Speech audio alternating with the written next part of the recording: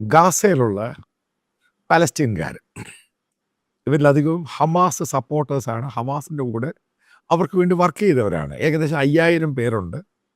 അതായത് Israel ഗാസയെ attack ചെയ്ത സമയത്ത് അവിടുന്ന് ഈജിപ്തിൽ വന്നവരാണ്. അപ്പോൾ അതിൻ്റെ അകത്ത് 5000 പേര് അപ്ലൈ ചെയ്തു. ഏകദേശം 1.2 ലക്ഷം പേരുണ്ട് അതിൻ്റെ അകത്ത്.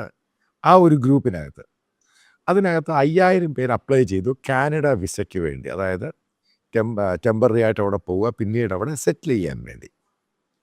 അപ്പോൾ അതിൽ ജസ്റ്റിൻ ട്രൂഡോ ഇരുന്ന സമയത്ത് ഏകദേശം 465 പേരെ കനേഡിയൻ ഗവൺമെൻറ് അവർക്ക് വിസ കൊടുത്തു. അവർ കാനഡയിലെത്തി. അപ്പോൾ അന്ന് വിസ അപ്ലൈ ചെയ്ത ബാക്കിയുള്ള ഏകദേശം 4500ഓളം പേര് ഈ അടുത്ത സമയത്ത് കാനഡയിൽ ലോ സൂട്ട് ഫയൽ ചെയ്തിരിക്കുകയാണ്, ഇവരുടെ ബന്ധുക്കളെല്ലാം കൂടെ ചേർന്ന്. അവർ പറയുന്നത് കാനഡ ഗവൺമെൻറ് ഇവരെ ഇവിടെ കൊണ്ടുവരുന്നില്ല, അതുകൊണ്ട് മനുഷ്യാവകാശത്തിൻ്റെ പ്രശ്നമാണ്. അപ്പോൾ അതുമായിട്ട് ബന്ധപ്പെട്ട് ഇപ്പോൾ കാനഡയിലുള്ള ആൾക്കാർ, ജനങ്ങൾ അതിനെ ട്വീറ്റ് ചെയ്യാൻ തുടങ്ങി സോഷ്യൽ മീഡിയയിൽ. അപ്പോൾ ട്വീറ്റിൻ്റെ അകത്ത് പറഞ്ഞിരിക്കുന്ന രസകരമായ സംഭവം, അവരുടെ ബന്ധുക്കൾ 450 പേരോടെ വന്നിട്ടുണ്ടെങ്കിൽ അവരെയും കൂടെ എത്രയും വേഗം തിരിച്ച് ഈജിപ്തിലോട്ടോ ഗാസയിലോട്ടോ അയക്കുന്നതായിരിക്കും.